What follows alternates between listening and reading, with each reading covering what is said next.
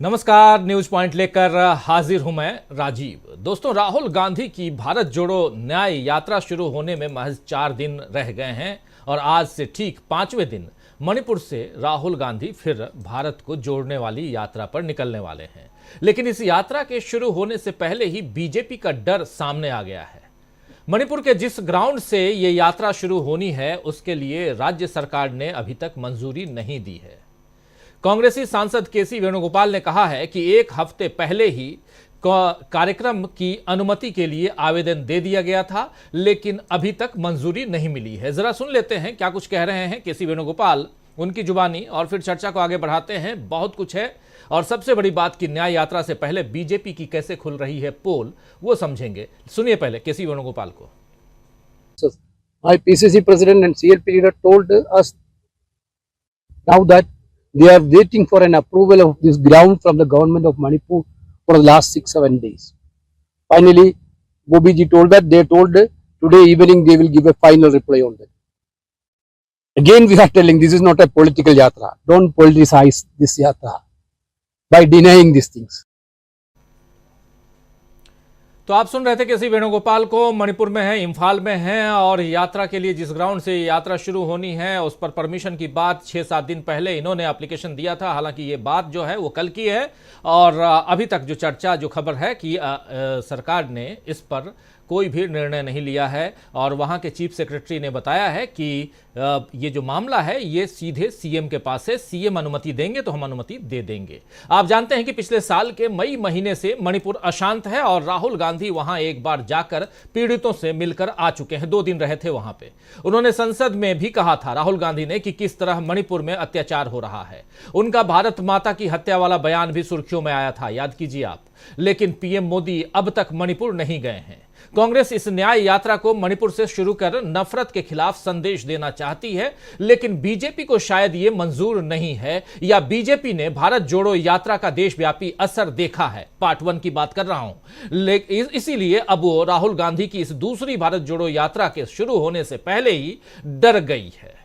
मणिपुर में कानून व्यवस्था या सुरक्षा के नाम पर अगर कांग्रेस की इस यात्रा को मंजूरी नहीं मिल रही है तो इसका साफ मतलब है कि बीजेपी सरकार मणिपुर में हालात सामान्य करने में नाकाम रही है। विपक्ष इसीलिए बार बार सीएम बीरेन्द्र सिंह को हटाने की मांग भी कर रहा है और मोदी से जवाब मांग रहा है। लेकिन बीजेपी अपनी सरकार के खिलाफ न कोई एक्शन ले रही है और न ही मोदी मणिपुर पर कुछ कह रहे हैं।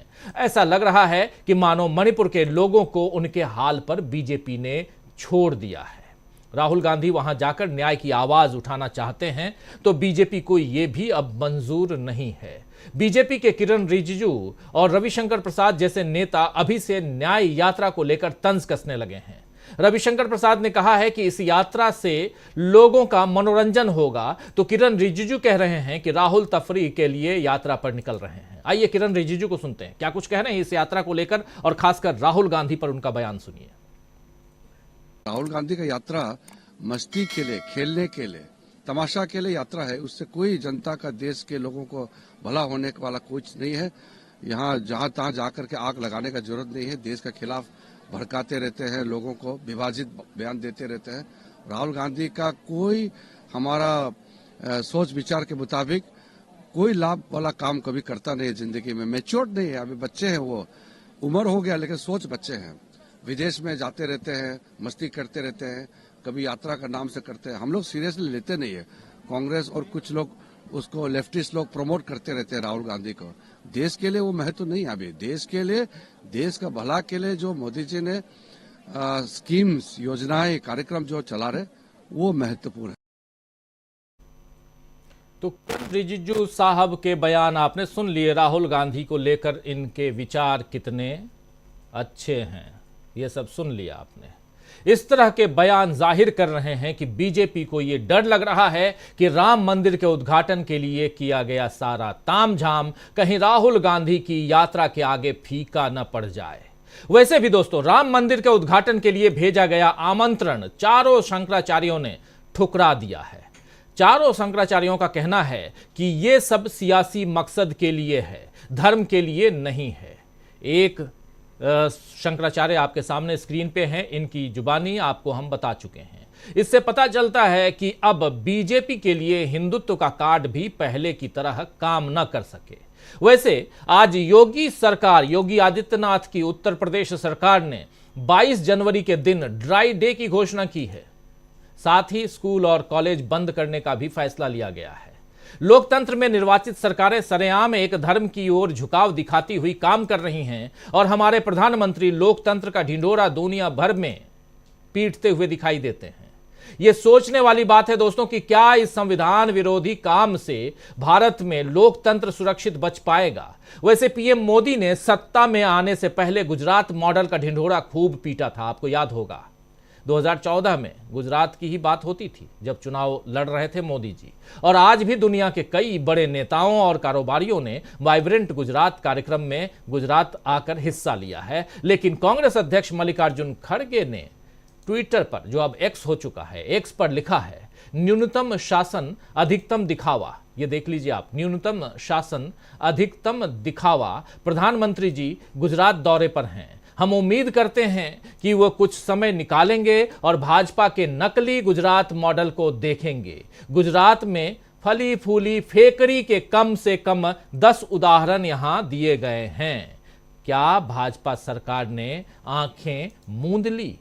इस ट्वीट के साथ खड़गे ने, ये जो ट्वीट है, इस ट्वीट के साथ खड़गे ने गुजरात से जुड़े 10 फर्जीवाड़ों को भी एक पोस्टर में दिखाया है। तो दोस्तों आप देख रहे हैं ट्वीट में, और 10 अलग अलग पोस्टर्स हैं, ये हम यहां नहीं रख रहे हैं, लेकिन वो जो ओरिजिनल ट्वीट है उनका, मल्लिकार्जुन खड़गे का, कांग्रेस के प्रेसिडेंट हैं उनका, तो आप उसको समझ लेंगे कि गुजरात में जो फेकरी कह रहे हैं, फेकू से फेकरी तक में ये सब शब्द जो है वो पहुंचा है। तो इस ट्वीट के साथ खड़गे ने गुजरात से जुड़े 10 फर्जीवाड़ों को एक पोस्टर में दिखाया है। मोदी और बीजेपी को कांग्रेस अब जिस तरह से घेर रही है, उससे समझ में आ रहा है कि इस बार के चुनाव में कांग्रेस दोगुनी ताकत से बीजेपी का मुकाबला करने को तैयार है। कांग्रेस ने अब पार्टी के भीतर भी अनुशासन पर कड़ाई बरतना शुरू कर दिया है। ऐसा यहां इसलिए कह रहा हूं क्योंकि पी चिदम्बरम साहब का नाम आपने सुना होगा, बहुत कद्दावर नेता हैं कांग्रेस पार्टी में। पी चिदम्बरम के एक बेटे हैं, नाम है उनका कार्ति चिदम्बरम। कार्ति चिदम्बरम ने हाल ही में थांती मीडिया ग्रुप है, उसको एक इंटरव्यू दिया। उस इंटरव्यू में उन्होंने जो बातें कही हैं वो पार्टी लाइन से बाहर जा रही हैं। उन्होंने राहुल गांधी पर सीधा सीधा जो बातें रखी हैं का आरोप लगाया है, वो पार्टी को वो आरोप, वो बातें गलत लगी हैं। और इसके अलावा ईवीएम की विश्वसनीयता को भी उन्होंने उस पर भी एक बयान दिया है।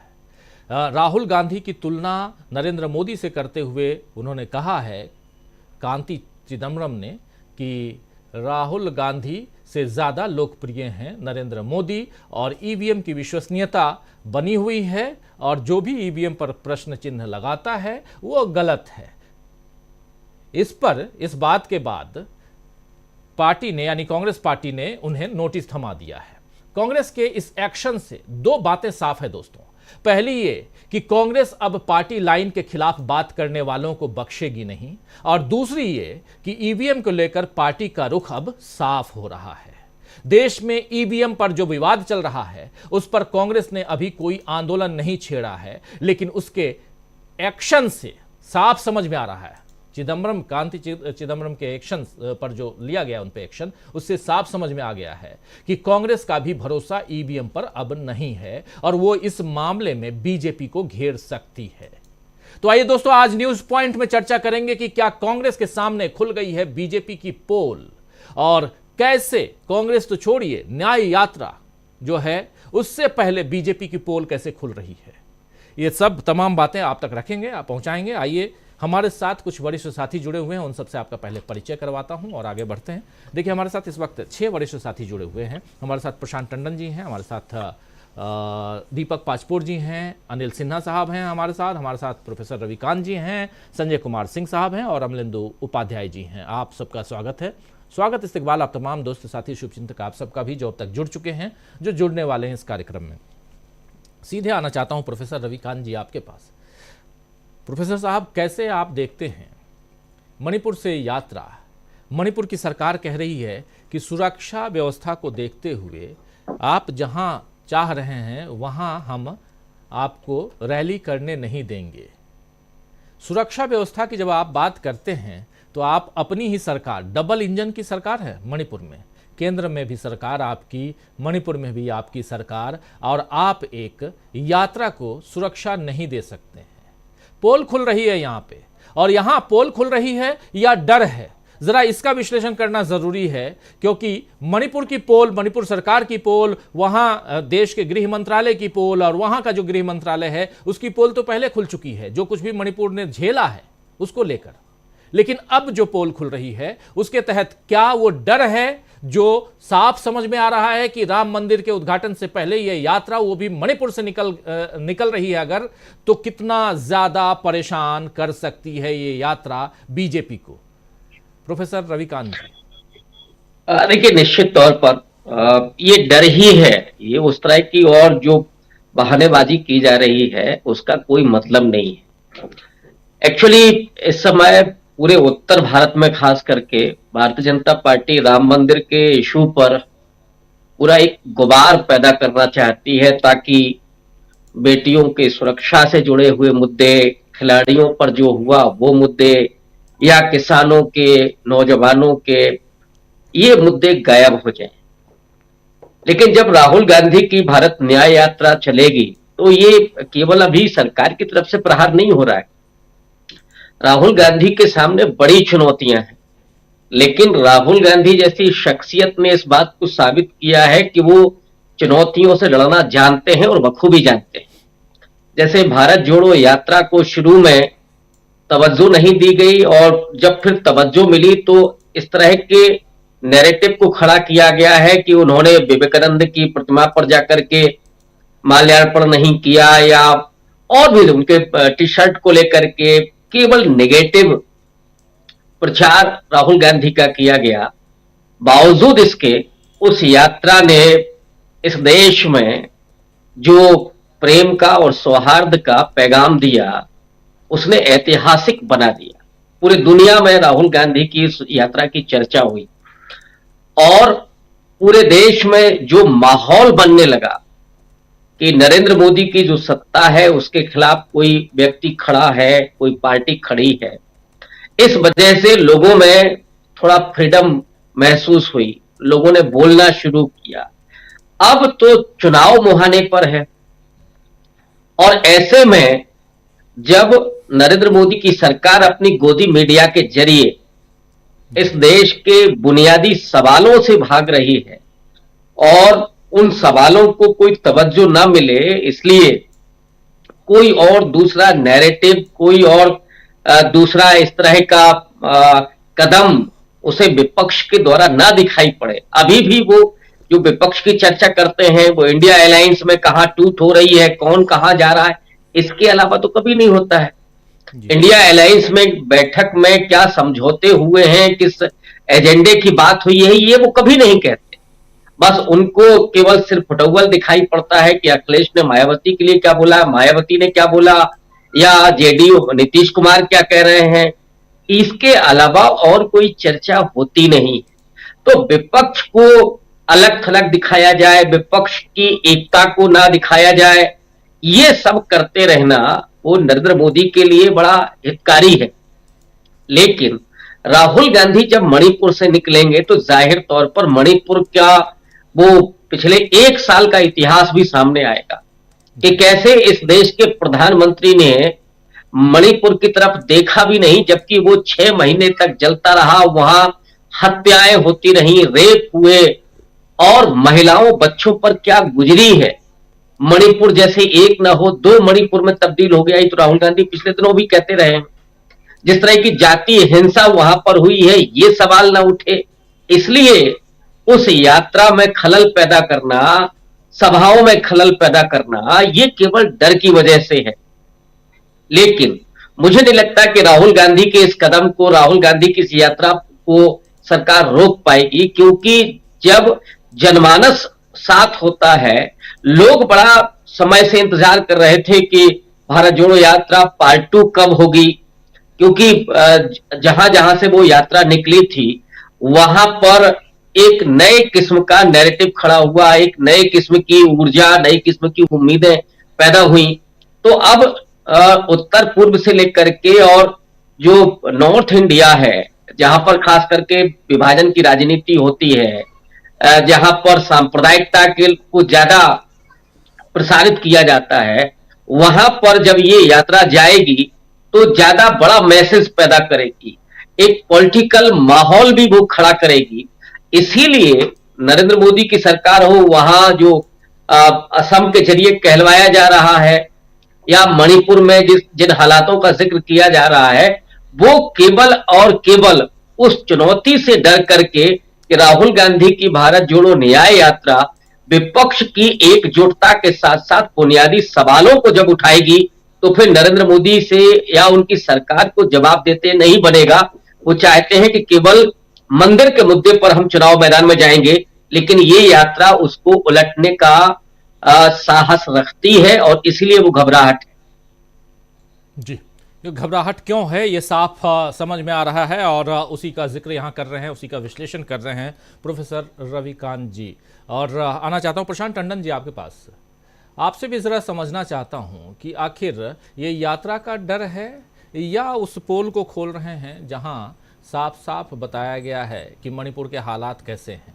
और किरण रिजिजू का जो बयान है वो भी काफ़ी मायने रखता है, क्योंकि ऐसे बयान ही तो राहुल गांधी के बारे में दिए जाते हैं। और अभी जबकि पहली यात्रा पे इतनी बातें नहीं थी, लेकिन अभी किरण रिजिजू साहब को ज़्यादा तकलीफ हो रही होगी, क्योंकि अब ये यात्रा अरुणाचल प्रदेश से होकर भी गुजरेगी। क्या कुछ कहेंगे आप?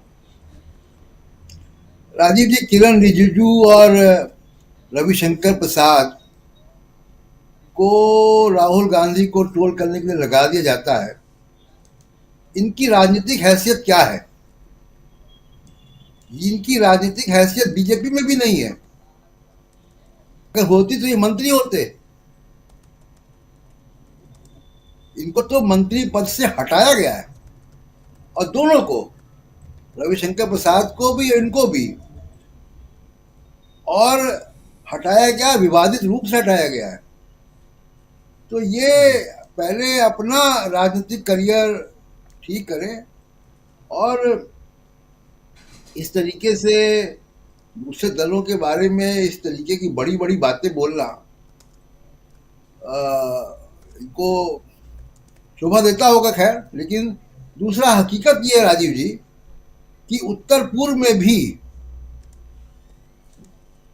हवा कुछ और बह रही है जी, और उसका मणिपुर का बहुत असर होगा।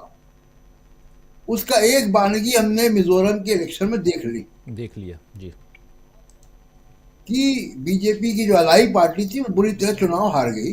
बावजूद इसके हार गई, उन्होंने बीजेपी से अपना पिंड छुड़ाया और यहां तक कहा कि हम प्रधानमंत्री मोदी के साथ मंच नहीं शेयर करेंगे।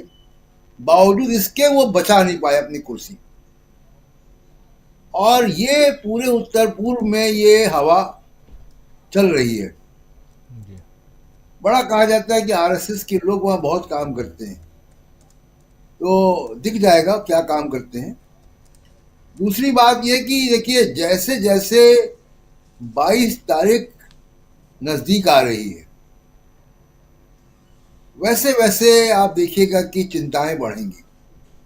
रोज के घटनाक्रम आप देखिए, शंकराचार्य नहीं जा रहे, आपने बताया, उमा भारती कुछ और स्वर में बोल रही हैं, शिवराज सिंह चौहान कुछ और स्वर में बोल रहे हैं।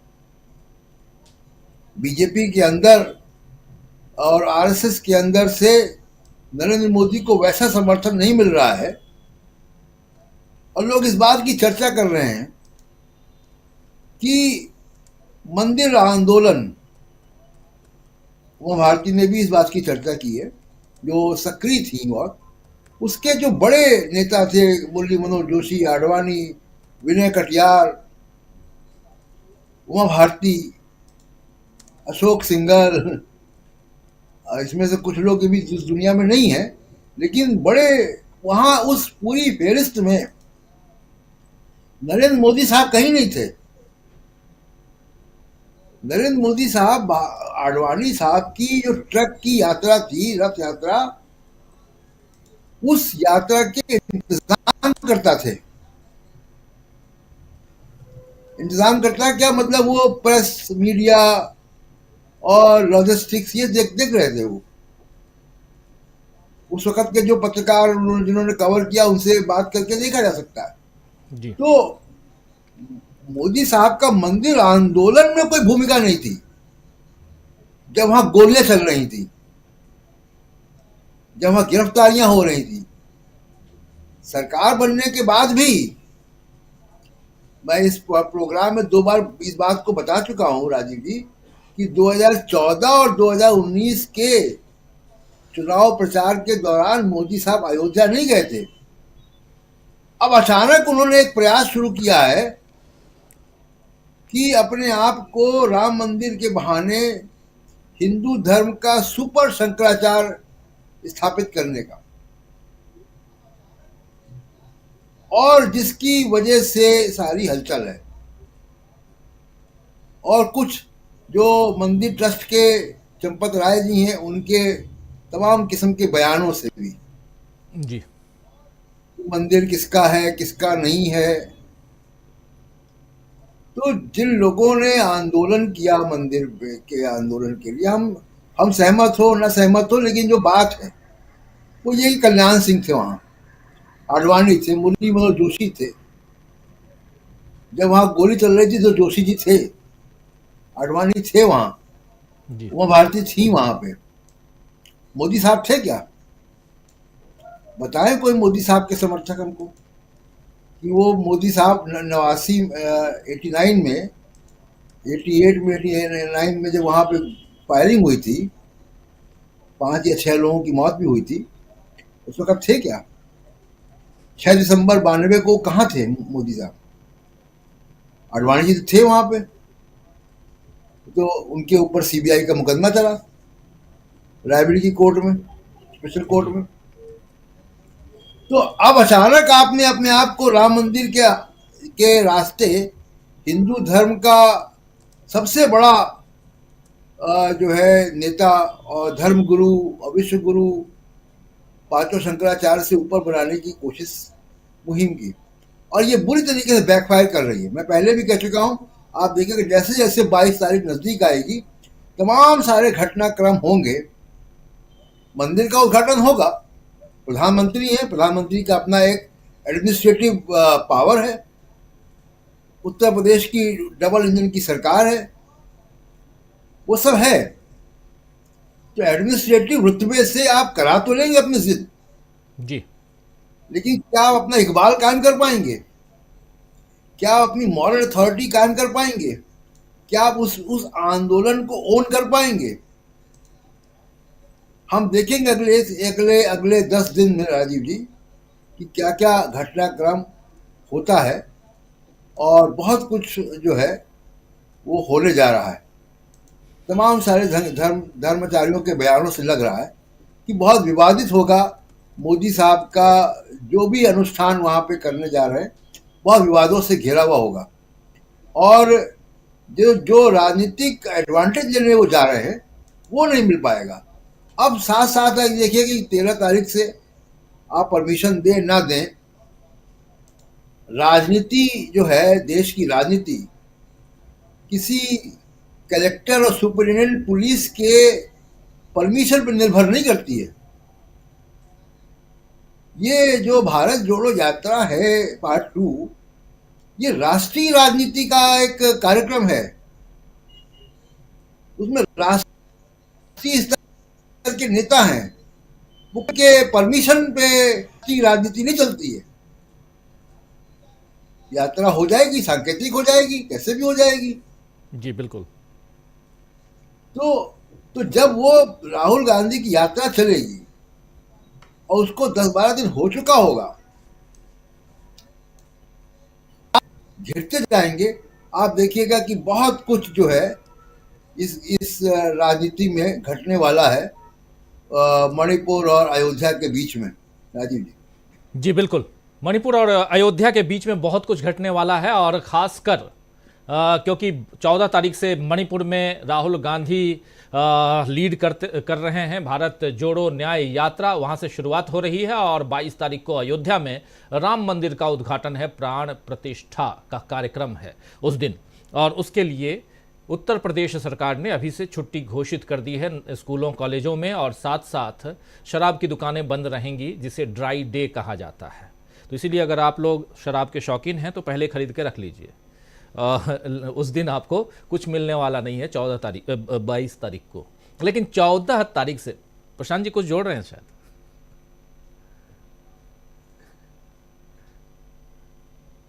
नहीं राजीव जी, मैंने गुजरात में बहुत सारी कवरेज की है और गुजरात ड्राई स्टेट है। जो लोग गुजरात जानते हैं वो जानते हैं कि क्या चीज़ कैसे वहाँ मिल जाती है, सब बड़ा होता है।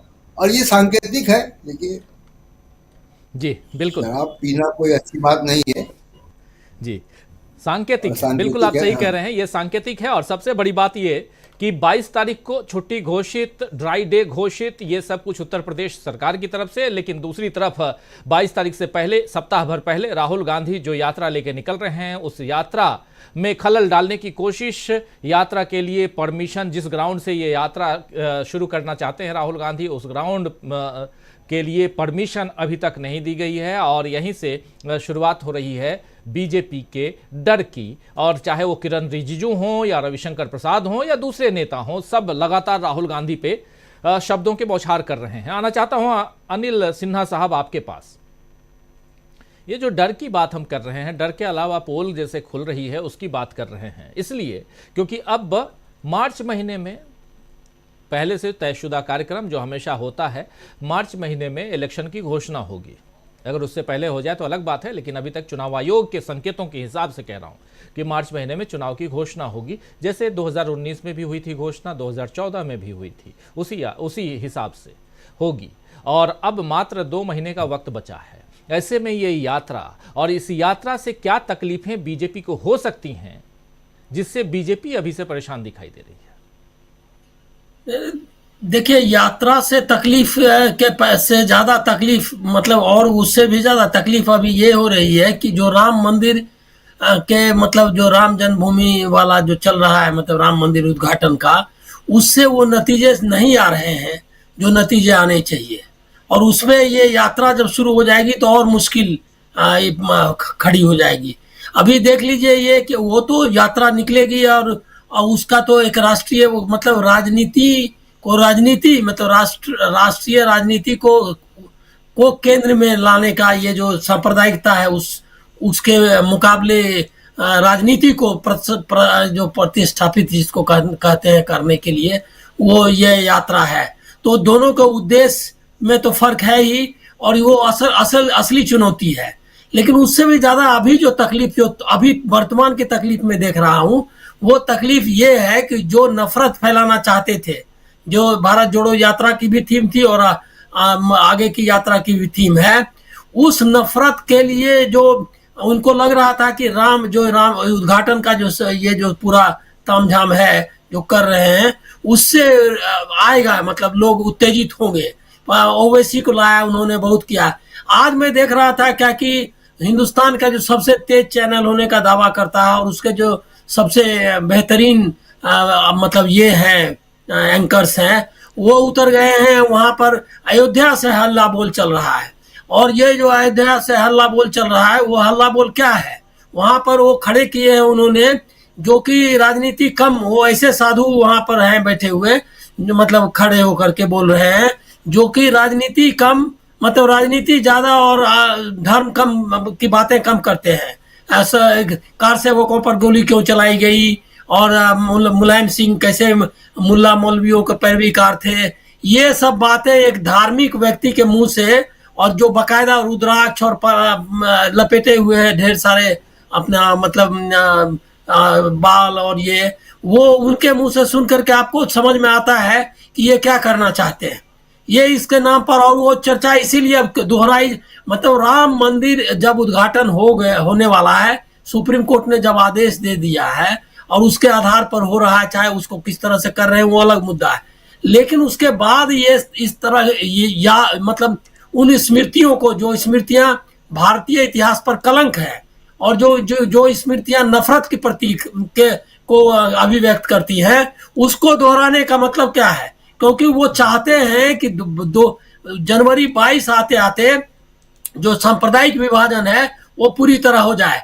मैं इसलिए मैं आपको कहना चाहता हूं कि ये जो आर्मी है, मीडिया, गोदी मीडिया जो है, जो आर्मी के आगे चलती है रास्ता साफ करने के लिए, जो मतलब जंगल झाड़ ये सब साफ करने के लिए एक सेना का अग्रिम दस्ता होता है जो कि रास्ता बनाती है, तो वो जो है पैदल सेना उतर गई है अब मैदान में। आप 2 जनवरी के 19 मतलब जनवरी 22 आते आते आप देखेंगे कि पूरी कोशिश होगी कि किस तरह से फ्रेंजी। अब उसके मुकाबले, अब तो तकलीफ की बात तो है ही कि उसके मुकाबले एक जो प्रेम और मोहब्बत की, जो नफरत की के बाजार में मोहब्बत की दुकान वाले नारे के साथ जब आते हैं, न्याय की मांग के साथ अगर राहुल गांधी आएंगे, तो ये एक अलग किस्म का युद्ध है। और ये जो राजनीतिक युद्ध है वो मतलब अच्छा हुआ कि राहुल गांधी ने ऐसी जगह से शुरू किया है जो इनका वाटरलू है, जहां इंडियन स्टेट पूरी तरह फेल हो गया। वाटरलू जहां नेपोलियन हारा था, तो जो ये अश्वमेध का यज्ञ का घोड़ा है, उसको तो उन्होंने खुद ही वहां ये कर दिया, मतलब वो रोक लिया। मणिपुर में ही खुद संघ के लोगों ने रोक लिया, क्योंकि इस तरह का विभाजन उन्होंने क्रिएट किया हुआ है कि पूरा मणिपुर जल रहा है अभी तक, जिसकी आग अभी तक बुझी नहीं है। और ये अगर जो जिस तरह से उनको बोल रहे हैं वो कि आप जो है ये मत करिए, मतलब सुरक्षा नहीं दे पाएंगे, ये भी इंडियन स्टेट का फेलियर है। ये तो बार बार कहते थे कि हम वहां लाल चौक पर झंडा फहराएंगे, और उसके लिए मांग करते थे, वहां तो फहरा है उन्होंने, वो वहां सुरक्षा अब इनको मिली और ये यहाँ नहीं दे सकते। तो ये भी एक है कि ये जो इंडियन स्टेट जो है मोदी जी के नेतृत्व में चल रहा है, उसका फेलियर जो दिखा कि हथियार बांट दिए ये क्या कहते हैं पुलिस थानों ने, और उसके बाद वहां अभी तक चालू है नरसंहार। तो ये बहुत मतलब एक जो सही राजनीतिक संघर्ष है वो आपको दिखाई देगा। और अब आपको ये नज़ारे दिखेंगे अभी लगातार, ये जो पैदल सेना है इनकी वो, और बाकी जो इनके नौटंकी है वो चालू रहेगा। लेकिन इसमें सबसे इसका जरूर जिक्र होना चाहिए कि शंकराचार्यों ने जो चार शंकराचार्य ने जो चारों ने जो जिस तरह का अपना तय किया है कि वो इसमें शामिल नहीं होंगे, वो एक मतलब समझिए कि बहुत बड़ा, मतलब उन्होंने धर्म की सच में रक्षा करने का जो उन पर दायित्व है, जो धर्म शास्त्रों ने उनको दिया है, वो दायित्व वो निभा रहे हैं। और उन्होंने आज तो सबसे अच्छा जो एक बयान जो शंकराचार्य का आया है, जिसमें उन्होंने पूछा कि ये चौपाल, कामेश्वर चौपाल तो चुनाव लड़ा था पटना में, और वो जो है ये जो चंपत राय हैं वो क्यों बैठे हुए हैं भाई, जब रामनंदी संप्रदाय का है वो तो उनको सौंपो। और वो बहुत अच्छे तरीके से, उनका बयान बहुत ही बढ़िया है। उन्होंने कहा कि आपने गलत ढंग से मूर्तियां रखी, उसके बाद ढहा दिया बिना मुहूर्त के, बिना किसी ये के मस्जिद को ढहा दिया, लेकिन हमने कुछ नहीं कहा, क्योंकि एक परिस्थिति थी जिसमें हमने मान लिया उसको कि चलो कुछ नहीं। लेकिन आज आप जिस तरह से प्राण प्रतिष्ठा कर रहे हैं अधूरे मंदिर का, और कोई किसी तरह के धार्मिक ये का पालन नहीं कर रहे हैं, नियमों का पालन नहीं कर रहे हैं, तो उसको हम कैसे इसकी इजाजत देंगे? वो बहुत ही जब मतलब बहुत ही निश्चलानंद सरस्वती ने तो बता दिया कि किस तरह की नौटंकी कर रहे हैं प्रधानमंत्री। कहा कि वो जो है हाथ जोड़ते फिरेंगे और उसके बाद हम जो है उसमें ताली बजाएं क्या? तो ये दोनों, ये बहुत बड़ा डेवलपमेंट है। मतलब कि जो ये कोशिश कर रहे थे अयोध्या के नाम पर हिंदू धर्म और सनातन धर्म का झंडा अपने हाथ में ले ली थी, ले मतलब मीडिया और इसके हिसाब से तो उन्होंने ले ही लिया है, लेकिन वो नहीं ले सकते हैं। ये कम से कम शंकराचार्य के बयान और जो चल रहा है उससे है। और अब तो मीडिया में ये चलना चाहिए कि शंकराचार्य के बयान पर बीजेपी क्यों नहीं ये कर रही है, क्योंकि वो तो धर्म के मतलब उन्होंने तो कभी अपने को राजनीति से जोड़ा ही नहीं इतने सालों में। तो जब वो एक प्रतिष्ठित और सबसे जो मतलब सम्मानित पद है, वहां से जब आवाज आ रही है तो उसका तो पालन करो, ये डिमांड होना चाहिए। और हमको लगता है इसके समर्थन में राजनीतिक पार्टियों को, क्योंकि राजनीतिक उनको कहना चाहिए मैदान छोड़ो, ये के लिए धार्मिक लोगों के लिए, और उनको तय करने दो, उनको अपना अनुष्ठान करने दो। तो ये हमको लग रहा है कि राजनीति मतलब जो 2000 मतलब जनवरी 22 का जो कर रहे थे वो जिस तरह से, वो हमको लग रहा है क्या कि चल नहीं वो जम नहीं रहा है और उसमें दिक्कतें आ गई हैं। जी बिल्कुल, बहुत बड़ी बात आप बता रहे हैं कि जब धर्माचार्य शंकराचार्य जो हैं और कई धर्माचार्यों को देखिए जो नहीं जा रहे हैं, वो उन्होंने खुद को इस उद्घाटन समारोह से अलग कर रखा है। कईयों को तो उद्घाटन समारोह के लिए आमंत्रण भी नहीं दिया गया है, तो ऐसे में आमंत्रित नहीं किया गया है, तो ऐसे में दो फाड़ यहां खुद भी दिखाई दे रहा है। जो डर है वो यही है, जिस डर की बात हम लोग लगातार कल भी कर रहे थे कि 22 तारीख के बाद एक अलग परिस्थिति देश में दिखाई देगी, क्योंकि 22 तारीख का जो पूरा का पूरा कार्यक्रम है वो धार्मिक ही नहीं बल्कि राजनीतिक भी है, और कहें तो राजनीतिक ज़्यादा है। और अगर इसके सियासी मायने ढूंढने की कोशिश करें और 3 महीने बाद इसका असर बीजेपी चुनाव में नहीं ले पाती, मतलब इसका फायदा नहीं उठा पाती है, तो फिर क्या होगा? क्या कुछ नए यहां से कुछ दूसरे जो नरेशन है वो गढ़ने पड़ेंगे? एक अलग नैरेटिव में बीजेपी को खुद को कैंपेन को लेके जाना पड़ेगा। सवाल तो बहुत हैं, लेकिन उससे पहले एक नैरेटिव राहुल गांधी सेट कर रहे हैं जिसमें अन्याय पर न्याय की जीत, नफरत पे मोहब्बत की जीत की बात कर तो रहे थे राहुल गांधी पहली यात्रा में। अब यहाँ जो न्याय है, न्याय मिलने तक, न्याय का हक मिलने तक ये यात्रा निकालने की बात लेकर घूम रहे हैं, और अब 14 तारीख से इस यात्रा पे निकल रहे हैं। इसलिए भी जरूरी होता है इसकी समीक्षा कि 22 के बाद क्या कुछ, और 22 से पहले आखिर जो बीजेपी की पोल है क्या वो खुल रही है, और ये पोल खुलने की शुरुआत क्या मणिपुर से ही हो रही है? जरा इस पर समीक्षा चाहूंगा संजय जी, आपकी भी। मैं देख रहा हूं कि बीजेपी अपनी चालों में फंसती जा रही है, और एक समय इन लोगों ने ये प्रचारित किया था कि अगर ये स्थिति बना दी थी कि अगर आप इसके खिलाफ बोलेंगे तो आपको कह दिया जाएगा कि आप हिंदू नहीं हैं, हिंदुओं के खिलाफ हैं वगैरह वगैरह। अब ये खुद ऐसी स्थिति में फंस गए हैं कि हिंदू धर्माचार्य इनके खिलाफ बोल रहे हैं। इसके लिए हम लोगों ने कुछ नहीं किया, विपक्ष ने कुछ नहीं किया, वो खुद ही अपनी जाल में फंस गए। तो अब जो है 22 तारीख को अगर इन्होंने उद्घाटन की तारीख रख ली तो अपने हिसाब से रखा था चुनाव के लिए, लेकिन सहयोग देखिए ऐसा हुआ कि मंदिर तैयार नहीं हुआ। मंदिर तैयार हो जाता तो विरोध की गुंजाइश कम रहती, तो मंदिर तैयार नहीं हुआ तो इन लोगों को वो अक्षत भेजना पड़ा। अब अक्षत भेज करके माहौल बनाने की कोशिश कर रहे हैं, तो सब लोग समझ रहे हैं कि चुनाव जीतना है, राजनीति है, तो उसका विरोध दूसरे लोग करते, राजनीतिक लोग करते, दूसरे लोग करते, तो धर्म वाले लोग ही कर रहे हैं, बीजेपी से जुड़े लोग ही कर रहे हैं। तो ये लोग खुद फंस गए हैं अपने उसमें। और दूसरी तरफ राहुल गांधी ऐसे मुद्दे उठा रहे हैं जिसका ये विरोध नहीं कर सकते। अब ये कह रहे हैं कि हम राहुल गांधी को सीरियसली नहीं लेते। ना लो भाई, किसने कहा उसके बारे में बयान देने के लिए? क्या जरूरत थी बयान देने की? तो बयान देंगे। और इनके पास राहुल गांधी का विरोध करने के लिए भी 2 ही 3 लोग हैं जिनको इसी काम में लगा दिया जाता है। शुरू से मंत्री थे तब भी, नहीं है तब भी। इससे भी पता चलता है कि राहुल गांधी का विरोध करने वाले भी इनके पास नहीं है। वही 2 लोग क्यों हमेशा, और लोगों से क्यों नहीं विरोध करवाया जाता है? तो मुझे लगता है कि राहुल गांधी को लोग पसंद करते हैं, और जो वो कर रहे हैं उसकी प्रशंसा करने की बजाय आलोचना करने का काम बीजेपी में भी और लोग नहीं कर पाते। तो इनको गिने चुने 2 लोग मिलते हैं। और जैसे प्रशांत जी ने कहा उनकी पॉलिटिकल योग्यता क्या है वगैरह वगैरह, वो अपनी जगह है। राहुल गांधी का तो योग्यता ये है ही है कि वो चाहते तो 2014 से पहले प्रधानमंत्री बन चुके होते। तो और राहुल गांधी ने नहीं, उस समय वो प्रधानमंत्री नहीं बने, तो उसका मजा अब आ रहा है। लोगों को बहुत बढ़िया से बता रहे हैं कि आप कहाँ हो और आप क्या कर रहे हो, और जो बिना उनके कुछ किए पता चल जाता है। ये फंसते जा रहे हैं। और इन लोगों ने जैसे बहुत सारे मामले इन लोगों ने देर किए, जैसे अपना ये वाला मामला है, बिल्किस बानो वाला मामला है।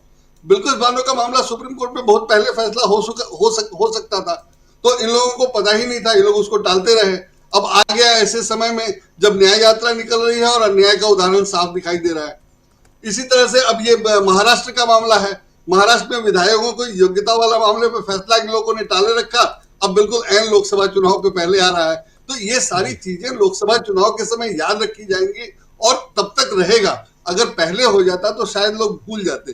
तो मुझे लगता है कि सारे मामले में ये लोग अपने हिसाब से खुद ही फंसते जा रहे हैं।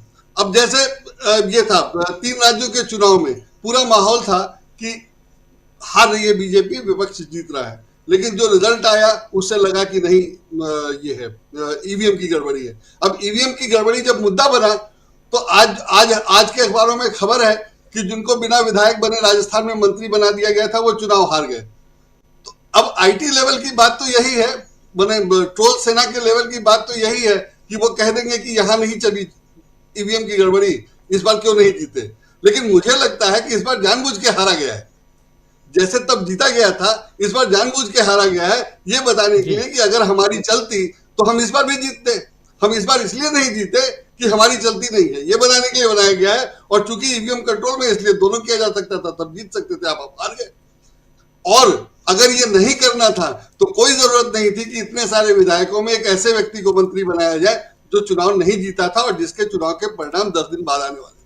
तो ये सारी इनकी राजनीति है और इनकी राजनीति का लेवल है जिसमें ये सारी बातें तुरंत ही खुलकर सामने आ जाती हैं कि आप क्या कर रहे हो और कैसे दिखने लगता है। तो मुझे लगता है कि ये अपनी चालों में फंस गए हैं। और जहां तक डरने की बात है, अभी तक भारत में राजनीति यही थी कि एक पार्टी वाले दूसरी पार्टी के नेता की रक्षा करते थे और लोग आना जाना चलता रहता था, इधर से उधर आते जाते थे। इन्होंने जो राजनीति की कि जो विरोधी है उसको आप पकड़ के जेल में बंद कर देंगे, कोई चारा मिले न मिले। तो अब चुनाव हारने के बाद इनके साथ यही क्यों नहीं होगा और कोई क्यों नहीं करेगा। तो इसलिए डर सिर्फ चुनाव हारने का नहीं है, डर उसके बाद की बहुत सारी स्थितियों का है। तो इसलिए मुझे लगता है कि घबराहट स्वाभाविक है। और जिस ढंग से इन लोगों ने काम किया या नरेंद्र मोदी को जो एकाधिकार या तानाशाही का पावर दिया, ठीक है, उन लोगों ने उस समय ठीक समझा होगा, लेकिन उसका अब ये नतीजा हुआ है कि बीजेपी में ही उसके विरोधी है। शिवराज सिंह चौहान का भाषण सुनिए, रोज सुनकर मजा आ जाता है, रोज बढ़िया बढ़िया उदाहरण देते हैं, वो बढ़िया बढ़िया बात करते हैं। तो अब ऐसे में इन लोगों ने माने नरेंद्र मोदी को जो कहा जाता था कि बहुत बड़े पॉलिटिकल एक्सपर्ट हैं, चाणक्य हैं वगैरह वगैरह, वो सबका सच अब दिख रहा है।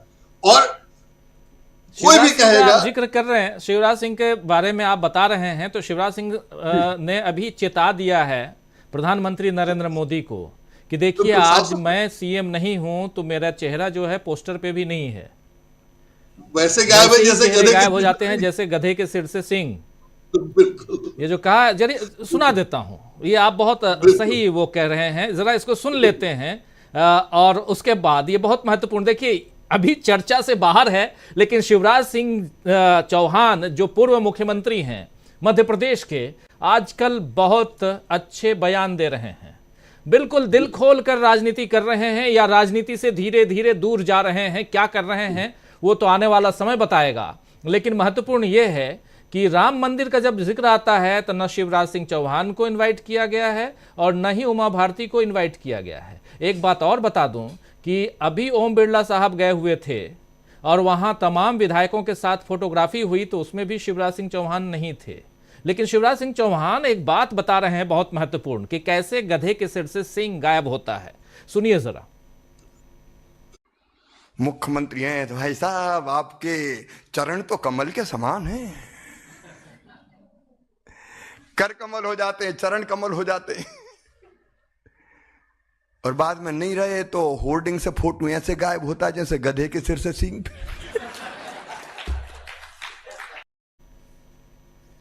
तो सुन लिया आपने, ये हैं शिवराज सिंह चौहान। चलिए थोड़ा सा मुस्कुराने के लिए ही सही, लेकिन राजनीति में ये मुस्कुराना भी जरूरी है, वरना गंभीर बने रहें और हम भी बहुत धीर गंभीर होकर चर्चा करते रहें तो मजा नहीं। शाम का वक्त है, चाय की चुस्कियों के साथ, चाहे कई लोग अभी डिनर कर रहे हों उसके साथ थोड़ा सा मुस्कुराइए और इस कार्यक्रम का आनंद लीजिए। संजय जी अपनी बात आगे बढ़ाइए प्लीज, और चर्चा आगे बढ़ाते हैं और एक दो बहुत महत्वपूर्ण बातें लेकर आता हूं फिर हमारे तमाम दूसरे साथियों के बीच में। संजय जी अपनी बात कंप्लीट कीजिए। मैं यही कह रहा था कि शिवराज सिंह चौहान को मुख्यमंत्री नहीं बनाना एक बात है, वो पॉलिटिकल डिसीजन है, और अगर नरेंद्र मोदी को फ्री हैंड दिया गया है तो उन्होंने नहीं बनाया, वो एक बात है। लेकिन उनके मान सम्मान का ख्याल रखना तो नरेंद्र मोदी का ही काम था, या बीजेपी टीम का, या आरएसएस का, जो पूरे परिवार का काम है। तो अगर उनकी कोई नाराजगी है तो वो इस तरह व्यक्त नहीं होनी चाहिए, और अगर व्यक्त हो रही है तो पॉलिटिकल इनकम्पिटेंसी है, इसमें हम लोगों को कुछ करना नहीं है, वो तो उनका अपना मामला है। लेकिन जो जिसको चाणक्य प्रचारित किया गया था उसके काम का ये फल है, उसका ये नतीजा है। मैं इसको ऐसे देखता हूं। जो अभी सब हुआ, जैसे ये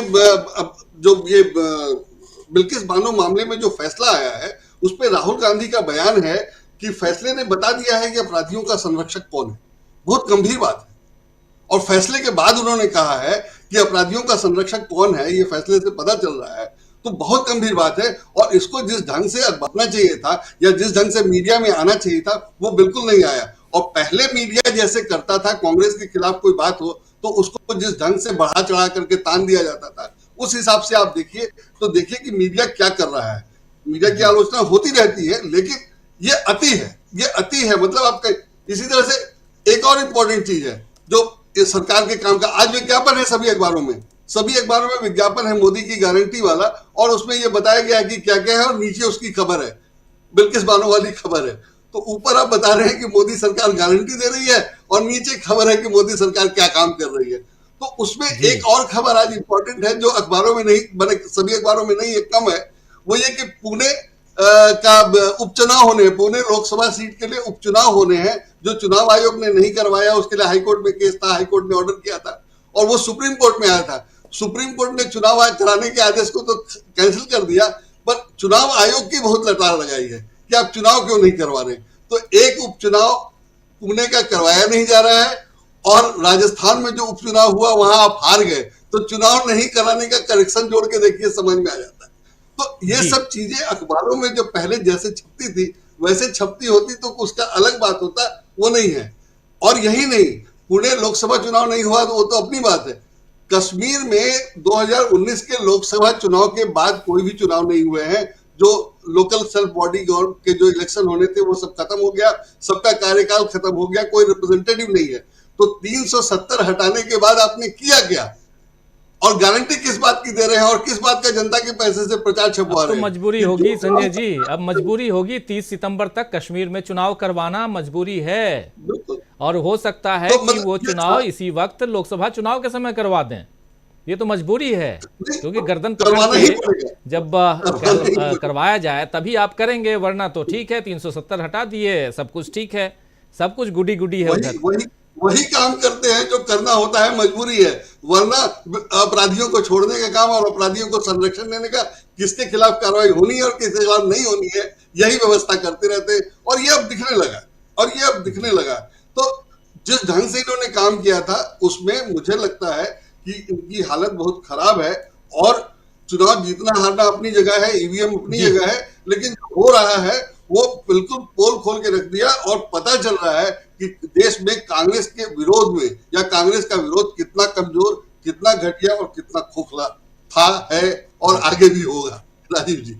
जी बिल्कुल बिल्कुल। हमारे एक साथी हैं, हालांकि उनके कमेंट बड़े निगेटिव होते हैं, कई अलग धारा के कमेंट होते हैं, लेकिन एक बहुत मज़ेदार कमेंट वो लिख रहे हैं। केबल एंड फॉक्सी हैंडल है इनका, केबल एंड फॉक्सी साहब, आपको नमस्कार करता हूं। कमेंट आपने बहुत शानदार लिखा है। खुशी में राजस्थान बाय इलेक्शन में ईवीएम बदलना भूल गए। जो बाय इलेक्शन हुआ उस बाय इलेक्शन में मंत्री साहब हार गए हैं और ईवीएम बदलना भूल गए खुशी में, ये लिख रहे हैं केबल एंड फॉक्सी साहब। बहुत शानदार आपने कमेंट लिखा है, इसलिए इस कार्यक्रम के बीच में इस कमेंट को मैं पढ़ रहा हूं, क्योंकि ईवीएम की चर्चा होती है और ईवीएम पे ही अभी चर्चा को मैं थोड़ा सा ले भी जाना चाहता हूं, इसलिए इस कमेंट को अभी रख भी रहा हूं। ईवीएम पे कार्ति चिदम्बरम, जो पी चिदम्बरम साहब के बेटे हैं, उन्होंने अपनी बात रखी। बात ये रखी कि ईवीएम में कोई गड़बड़ घोटाला नहीं है और सबसे ज़्यादा लोकप्रिय अगर कोई है तो वो मोदी जी हैं। लोकप्रियता में राहुल पीछे हैं, मोदी से राहुल पीछे हैं। ये दो बातें कारण बताओ नोटिस, लेकिन इसमें ईवीएम का मामला जब सामने आता है और उस पर भी कारण बताओ नोटिस है, तो इसका मतलब है कि कांग्रेस पार्टी कहीं ना कहीं ईवीएम के मसले को अब बहुत गंभीरता से ले रही है। उसको कब आंदोलन में तब्दील करेगी ये तो आने वाला वक्त बताएगा, और बहुत जल्दी इस बात को आप सुनेंगे जब भारत जोड़ो न्याय यात्रा निकलेगी। तो न्याय में एक न्याय ये भी है कि आपका वोट जो है वो सही जगह पे पड़े, तो ये भी अन्याय के खिलाफ हक की आवाज़, यानी न्याय के लिए हक की आवाज़ जो इस यात्रा का स्लोगन है, उस हिसाब से भी देखा जाए। और इसी से लेकर ज़रा आना चाहता हूँ अमलेंदु उपाध्याय जी, पहले आपके पास, फिर आता हूं डॉक्टर दीपक पाचपोर जी के पास। दीपक जी, अमलेंदु जी, क्या किस हिसाब से आप देखते हैं कार्ति चिदम्बरम के ऊपर जो एक्शन लिया गया है कांग्रेस की तरफ से, उस एक्शन का कई लोग तो कहें तो स्वागत कर रहे हैं, कई अंदर खाने परेशान भी हैं, और दूसरी बात ये कि भारत जोड़ो यात्रा से, इसमें एक जोड़ दूं, 2 लाइन और भी, भारत जोड़ो यात्रा पार्ट 1 के समय जब शुरुआत हुई थी तो कांग्रेस के कई नेताओं को भी नहीं लगता था कि राहुल गांधी 4000 किलोमीटर चल जाएंगे। राहुल गांधी 4000 किलोमीटर पैदल नाप दिए, वो भी एक टी शर्ट में नाप दिए। टी शर्ट उनका ब्रांड बन गया, और उसके बाद आप देखिए कि वो अब दूसरी यात्रा शुरू कर रहे हैं, और कांग्रेस से ज़्यादा बीजेपी परेशान है। कांग्रेस यहाँ जितना उत्साहित होना चाहिए कांग्रेस के कई नेताओं को, उसके उत्साह में उतना वो उत्साहित नहीं है जितना कि बीजेपी वहाँ परेशान नजर आ रही है। और इसमें अगर ईवीएम जोड़ दिया जाए तो ये परेशानी शायद बीजेपी के लिए और बढ़ जाएगी, और उसके लिए एक छोटी सी शुरुआत ही सही, लेकिन कार्ति चिदम्बरम को ये नोटिस देना, थमाना, क्या उस शुरुआत की वो जो एक आंदोलन है उसकी शुरुआत कह सकते हैं? निश्चित तौर पर राजीव जी, मुझे लगता है कि यह आंदोलन की एक शुरुआत भी है, और इससे एक बात जाहिर होती है कि कांग्रेस का रुख ईवीएम को लेकर के एकदम स्पष्ट हो गया है। जो अभी तक लोग बातें करते थे कि भाई ईवीएम पे आप बातें करते रहते हैं, कुछ एक्शन नहीं लेते, कुछ करते नहीं, मुझे लगता है कि इसके जरिए उन लोगों को भी कोशिश की गई है कार्ति चिदम्बरम को ईवीएम के मसले पर नोटिस देकर। इसका मतलब कि कांग्रेस का भी ऑफिशियल स्टैंड है, ईवीएम के खिलाफ बात करनी है, ईवीएम के खिलाफ जो है वो किसी भी हद तक जाना है। इसका मतलब ये कांग्रेस का ऑफिशियल स्टैंड हो गया है। दूसरी बात राजीव जी ये कि ये ईवीएम को लेकर के सिर्फ कार्ति चिदम्बरम ही ऐसी बातें नहीं कर रहे हैं, बल्कि हमारे जो सोशल मीडिया और यूट्यूब पे कुछ जो गोदी मीडिया से आए हुए यूट्यूबर्स हो गए हैं, जो पहले वहाँ एंकर हुआ करते थे सब यहाँ, वो भी जो है बहुत रंग बदल रहे हैं। तो आप देखिए सोशल मीडिया पे किस तरीके से रंग बदले जा रहे हैं, कौन कौन जो है वो ईवीएम को लेकर क्या क्या बातें कर रहा है। आज सुबह जो है दिग्विजय सिंह ने, एक यूट्यूबर गोदी वाले जो पहले गोदी मीडिया में थे, अब यूट्यूबर हो गए, हाथ बहुत मलते हैं, उनको टैग करते हुए ट्वीट किया है उन्होंने, दिग्विजय सिंह ने, कि आपसे इस पर बैठकर बात करेंगे, और हम लगातार इसमें 5 साल से सिविल सोसाइटी के जरिए बात कर रहे हैं इस पर लगातार, हम जो इसको आगे लेकर के जाएंगे। इसका मतलब कि ईवीएम को लेकर के कांग्रेस का रुख अब स्पष्ट हो। जिस तरीके से इंडिया गठबंधन की बैठक में ईवीएम को लेकर के प्रस्ताव आया और चुनाव आयोग को भेजी गई थी चिट्ठी इंडिया गठबंधन की तरफ से जो अगस्त में, जिसका कि चुनाव आयोग ने जवाब दिया, और फिर उसके बाद जयराम रमेश ने उसका जवाब दिया कि ये आप हमसे बात ही करना नहीं चाहते हैं, सुनना नहीं चाहते हैं। तो ये चीज स्पष्ट होगी कि ईवीएम को लेकर के मसला गंभीर है, और जिस तरीके से जनता सड़कों पर उतर रही है ईवीएम को लेकर के, सोशल मीडिया पे आप देखिए, हमारे ही इस लाइव कार्यक्रम में हम लोग बात कुछ कर रहे होते हैं, कमेंट जो है आधे से ज्यादा वो होते हैं ईवीएम को लेकर कि आप लोग सब बातें करते रहते हैं, लेकिन अगर ईवीएम पे कुछ बात नहीं करेंगे तो कुछ नहीं होगा। तो इस तरह की चीजें आती हैं, उससे साफ जाहिर है कि ईवीएम को लेकर के जो जनता के अंदर नाराजगी है, कांग्रेस भी उस चीज को समझ रही है और इसको लेकर के अब वो मजबूती से आगे बढ़ रही है। तो जो लोग कांग्रेस के अंदर इस तरीके के छुपे हुए हैं, कार्ति चिदम्बरम टाइप के लोग, जो पहले G23 में वाले भी हुआ करते थे और जो इस तरह की सब चीजें करते थे, मुझे लगता है कि अब उनको सख्ती के साथ उनसे निपटने का समय जो है वो कांग्रेस के अंदर आ गया है। तो जिस तरीके से भी पिछले दिनों पंजाब के कांग्रेस के अध्यक्ष आए थे राहुल गांधी से, और खड़गे जी से उनकी मुलाकात हुई थी, उसके बाद उन्होंने बाहर आकर के कहा था कि राहुल गांधी ने कहा है कि हाई कमान को जो कमजोर ना समझा है, और हाई कमान है। मतलब ये बताने की कोशिश की गई है सब लोगों को कि ऊपर से जो पॉलिसी तय होगी उसको नीचे सबको मानना है। तो कार्ति चिदम्बरम के जरिए ये संदेश ऐसे लोगों को भी देने की कोशिश की गई है जो अंदर छिप करके वार करना चाहते हैं, जो जब कुछ भी आप कह सकते हैं, जो खैर वो अंदरूनी मसला है, उसमें ज्यादा बात नहीं करनी चाहिए। लेकिन इसके जरिए एक बात साफ हो गई है कि ईवीएम को लेकर के एकदम रुख स्पष्ट है कांग्रेस का कि वो किस रास्ते पे जा रही है। अब जो भारतीय जनता पार्टी की राजीव जी परेशानी है भारत जोड़ो न्याय यात्रा को लेकर के, जाहिर सी बात है कि वो परेशानियां बढ़नी है और ज्यादा बढ़नी है। सबसे बड़ी बात तो ये है कि वो यात्रा मणिपुर से शुरू हो रही है राजीव जी, और मणिपुर से शुरू होकर के, यानी मणिपुर का माँ जो है पूरी यात्रा में गूंजता रहेगा, मोदी जी को वो परेशान करता रहेगा। मोदी जी के मुंह से मणिपुर का माँ निकलने में 60 दिन लग गए, और उसके बाद भी जब संसद में आकर के खड़े हुए तो तब खड़े हुए जब विपक्ष ने अविश्वास प्रस्ताव लेकर के आया, और जब अविश्वास प्रस्ताव का जवाब देने के लिए मोदी जी खड़े हुए तो मणिपुर का माँ उनके मुंह से तब निकला जब विपक्ष बाइकाट करने लगा, बाइकाट करके बाहर जाने लगा, तब उनके मुंह से एक 1 मिनट के लिए मणिपुर जो था वो निकला कुल मिलाकर के। यानी कि मणिपुर का मसला जो है वो अब गूंजेगा। अब ये मणिपुर का ही मसला राजीव जी सिर्फ नहीं है, जो न्याय की बात की जा रही है, राजनीतिक न्याय की बात की जा रही है, ये राजनीतिक न्याय में मणिपुर का मसला भी शामिल है और बिल्किस बानो का मसला भी शामिल है। और आप देखिए कि बिल्किस बानो के मसले के साथ साथ जो हमारी रेसलर्स थी, जो भूषण शरण सिंह के खिलाफ आंदोलन कर रही थी, 2 महिला पहलवान साक्षी मलिक और विनेश फोगाट, उन्होंने किस तरीके से बिल्किस बानो को लेकर के ट्वीट किया है कि मैडम आपके संघर्ष से हमको प्रेरणा मिलती है और सबके से एक दिन आता है, न्याय जरूर होता है। तो इस तरीके की चीजें राजीव जी जो हो रही हैं, मुझे लगता है कि ये सब एक तरीके से मिला करके, कुल मिला करके भारतीय जनता पार्टी की जो महिलाओं के प्रति सोच है और किस तरीके से भारतीय जनता पार्टी यौन अपराधियों के साथ और अपराधियों के साथ खड़ी रहती है, वो सारी चीजें इस यात्रा के जरिए भी सामने आएंगी, जनता तक ये बातें जाएंगी। भारतीय जनता पार्टी को परेशानियां इसलिए हो रही हैं कि उसकी आर्थिक नीतियों को लेकर के बात होगी, उसकी सामाजिक न्याय को लेकर के जो नीतियां हैं उनको लेकर के बात होगी, और बात होगी उसकी अपराधियों के साथ खड़े होकर के जो उसकी नीति है उसको लेकर के बात होगी। तो ये सारी बातें जब सामने आएंगी तो भारतीय जनता पार्टी की परेशानी बनना निश्चित तौर से स्वाभाविक है। फिर ये यात्रा जिन रास्तों से गुजरेगी वो उन सीटों पे कहा जाए या उन राज्यों में कहा जाए भारतीय जनता पार्टी अक्सरियत है एक तरीके से कहा जाए, तो ये भी भारतीय जनता पार्टी को नुकसान पहुंचाने वाली चीज होगी। वो गठबंधन को फायदा पहुंचाएगी या कांग्रेस को पहुंचाएगी, ये अलग का मसला हो सकता है कि उससे कांग्रेस को कितना फायदा होगा, इंडिया गठबंधन को कितना फायदा होगा, लेकिन नुकसान 100% भारतीय जनता पार्टी को होगा जो भी होगा। तो इसलिए भारतीय जनता पार्टी की परेशानियां बढ़ रही हैं। जैसे कि किरण रिजिजू साहब कह रहे थे कि वो गंभीरता से नहीं लेते, तो अगर राहुल गांधी को आप गंभीरता से नहीं लेते हैं तो 6 मंत्री और 12 मंत्री आकर के राहुल गांधी के एक बयान पे फिर प्रेस कॉन्फ्रेंस क्यों करने लग जाते हैं। पूरी आपकी ट्रोल आर्मी, पूरा आपका जो है प्रवक्ता जो है सब आकर के पूरा मीडिया से वो आकर के राहुल गांधी पर जवाब क्यों देने लगता है। राहुल गांधी बोल के आते हैं कैम्ब्रिज विश्वविद्यालय में या अमेरिका में कुछ बोल करके आते हैं, तो आपको यहाँ परेशानी क्यों होने लगती है अगर आप राहुल गांधी को गंभीरता से नहीं लेते हैं। मुझे लगता है कि किरण रिजिजू का ये कहना है कि राहुल गंभीरता से नहीं लेते हैं, ये सबसे ज्यादा प्रमाणित करता है कि राहुल गांधी को भारतीय जनता पार्टी बहुत ज्यादा गंभीरता से लेती है। देश तो खैर गंभीरता से राहुल गांधी को ले ही रहा है। राजीव बिल्कुल बिल्कुल आप सही कह रहे हैं। गंभीरता से अगर नहीं लेते तो भारत जोड़ो न्याय यात्रा की चर्चा यहाँ क्यों होती, राहुल गांधी की चर्चा क्यों होती। और वही जो आपसे सवाल कर रहा था, उसी सवाल में एक बात मैं जोड़ रहा था, याद कीजिए कि जितना कांग्रेस के लोगों को उम्मीद नहीं है इस यात्रा से, उससे ज्यादा परेशान आज की तारीख में बीजेपी है। क्या डॉक्टर दीपक पाचपोर जी सही कह रहा हूं?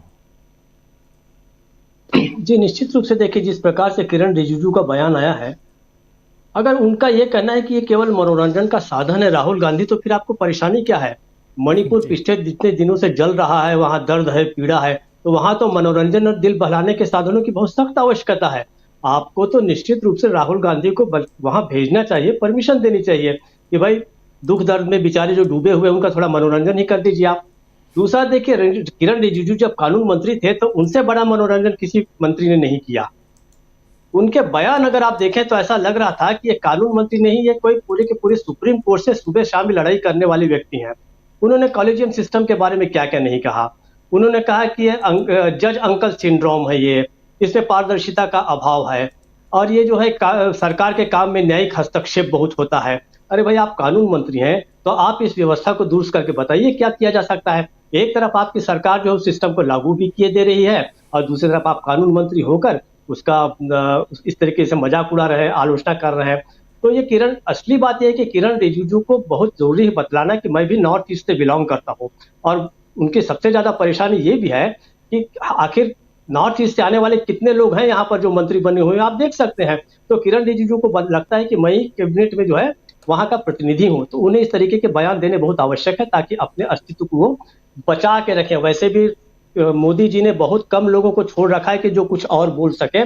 जो कुछ बोलना है या तो मोदी बोलते हैं, शाह साहब बोलते हैं, अमित शाह जी।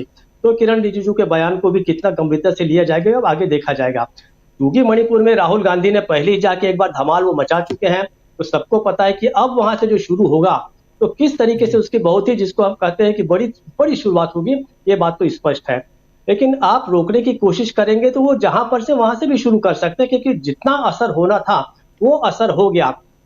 मतलब उनके इस भारत जोड़ो यात्रा की शुरुआत से सरकार अगर डर रही तो समझिए कि इस यात्रा का आधा काम तो हो चुका। उन्होंने बता दिया कि मेरी यात्रा जो है कितनी प्रभावशाली है कि इसी से मोदी सरकार डर गई, उससे उन्हें परमिशन नहीं मिल रही है। अब परमिशन मिलती है नहीं मिलती बात की बात है।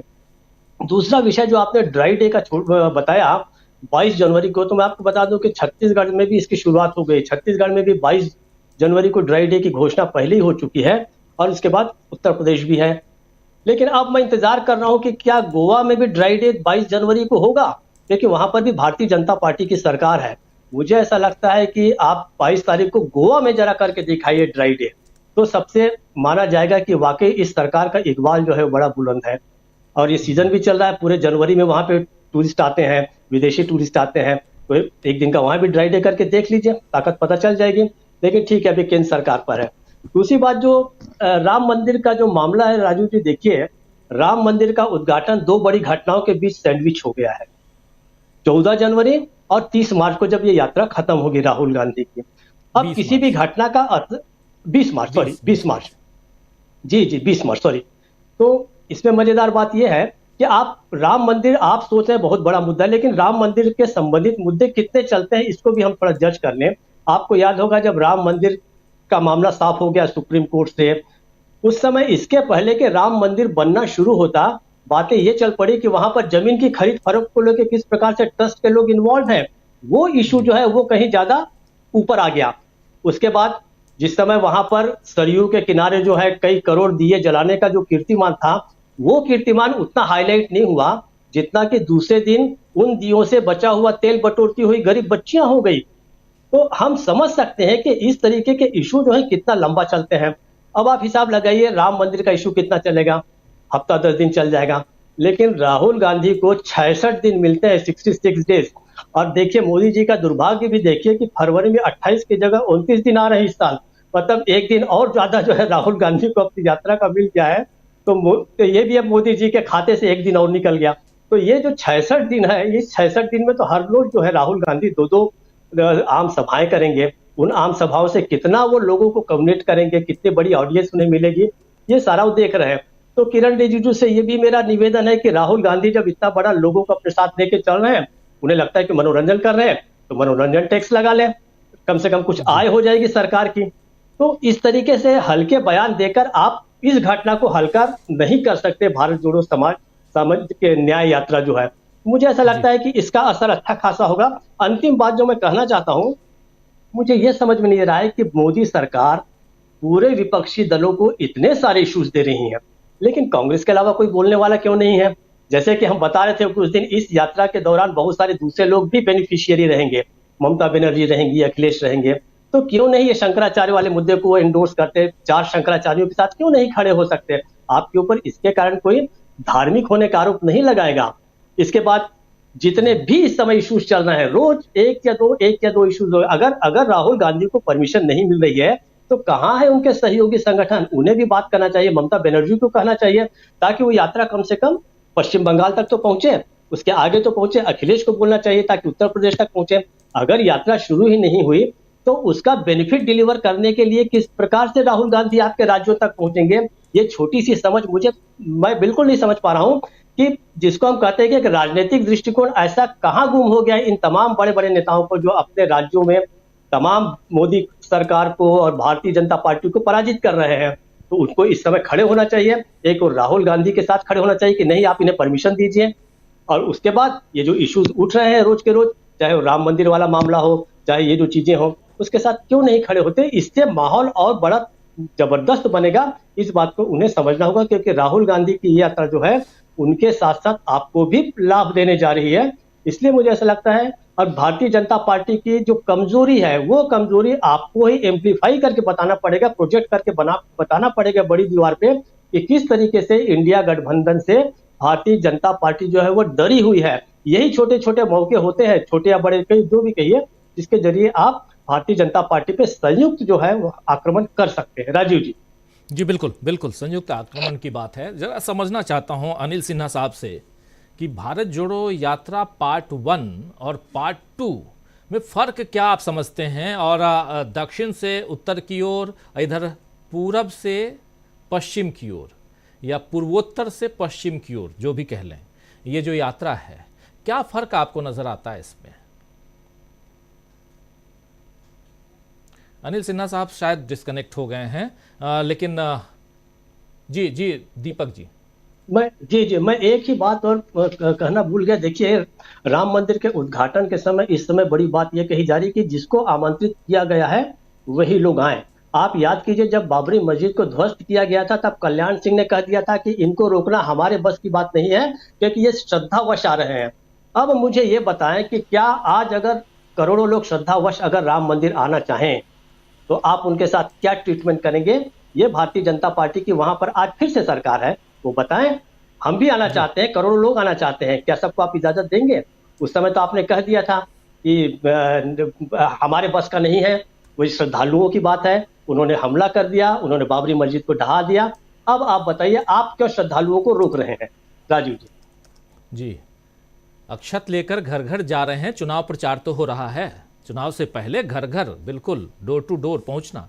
हमारे साथ शायद जुड़े हुए थे, अभी मैं देख रहा था अनिल सिन्हा साहब, अगर जुड़े हुए हैं तो स्क्रीन पे लाइए। हाँ, अनिल सिन्हा साहब, आपके पास ही आना चाहता हूं, और सवाल ये कि दक्षिण से उत्तर और पूर्वोत्तर से पश्चिम दो यात्रा, पहली यात्रा सफलतापूर्वक समाप्त हो गई पिछले साल 30 जनवरी को, और इस बार अब 14 जनवरी से दूसरी यात्रा राहुल गांधी निकाल रहे हैं। दोनों यात्राओं में क्या कुछ फर्क आप देखते हैं? पहली यात्रा में भी उतना भरोसा कांग्रेस के लोगों को भी नहीं था कि राहुल गांधी 4000 किलोमीटर चल लेंगे, और इस बार तो ये भरोसा पूरा है, पहले से ही है।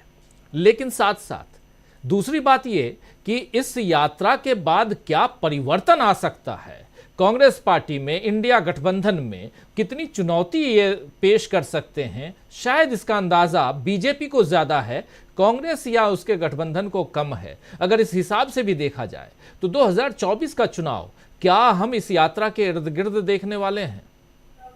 हाँ, देखिए, ये इस यात्रा की जो सबसे बड़ी खासियत ये है कि इन्होंने जो पहली यात्रा थी वो राहुल गांधी को खुद को साबित करने के लिए मददगार साबित हुई।